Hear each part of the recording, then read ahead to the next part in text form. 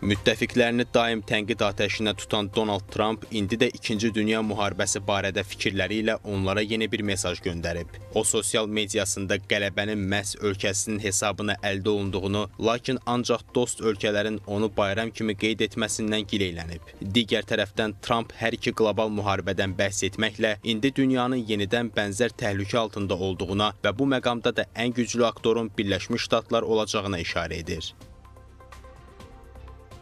Biz hər iki dünya müharibəsində qalib gəldik, amma heç vaxt buna görə borc götürmədik. Lakin hamı bunu edib. Dünyada müttəfiqlər 2-ci dünya müharibəsindəki qələbəmizi qeyd edirlər. Qeyd etməyən yeganə ölkə isə Amerika Birləşmiş Ştatlarıdır və bu qələbə yalnız bizim sayəmizdə əldə olunub. Amerika Birləşmiş Ştatları olmasaydı, müharibədə başqa ölkələr qalib gələrdi. Dünya isə tamam başqa yer olardı.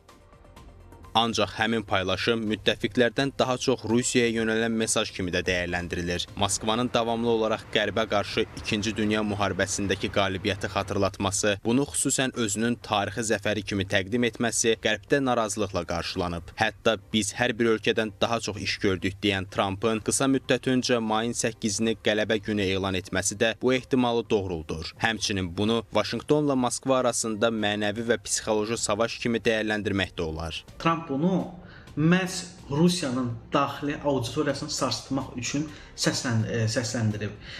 Yəni, hətta Dmitri Medvedevin etirazı da var idi ki, 8 may bəyanatı ilə bağlı pafoslu cəfəngiyat adlandırmışdı və yenə də bildirmişdi ki, SSR 27 milyon itki ilə faşizmi məhv etdi və qələbə günü 9 may olduğunu bildirib. Amma əslində hamı bilir ki, Almaniya 8 may kapitulyasını imzaladı. Eyni zamanda Trumpın iddiaları NATO'nun parçalana biləcəyi, digər tərəfdənsə mümkün dünya müharibəsi sarıdan sanki müttəfiqlərə Amerika dəstəyinin əvəz edilməz olduğunu xatırlatmaq cəhdi kimi də izah olunur. Bu da Amerikasız Avropa İttifaqının hərbi potensialını yenidən gündəmə gətirir. Nəticədə 80 ildir sülh şəraitində yaşayan birlik ölkələrinin indi həmin boşluğu doldurmaq üçün önləmlər alması da məhz bu səbəbdəndir. Hətta Almaniyanın Litvaya 5000-ə qədər hərbiçi göndərməsi də daha güclü tədbirlər görüləcəyinə işarə edir. İddialara görə qitə ölkələri iqtisadi gücü və insan resursu baxımından özünü mümkün müharibəyə hazır vəziyyətə gətirmək potensialına malikdir. Avropanın Amerikadan asılı qalacağı nüans əsasən nüvə başlıqları ola bilər ki, nüvə müharibəsinin isə gerçəkləşəcəyinə ehtimal verilmir. Nüvə silahına malik ölkələr var Avropada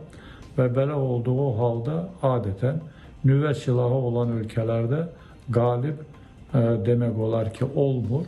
Bu müasir bir baxışdır və düşünürəm ki, bu faktoru da nəzərə alsaq, digər proseslər daha çox siyasi, belə deyək, masa arxasında gedəcək. Proseslərdə qismən neytral mövqedə görünən Böyük Britaniyada mümkün hücumdan qorunmaq üçün müharibə zamanı fövqəladə hallar planının yenilənmiş versiyasını hazırlayır. Plana həm adi, həm də nüvə raketlərindən istifadə etməklə Böyük Britaniyaya hücumun bir neçə senarisi daxildir.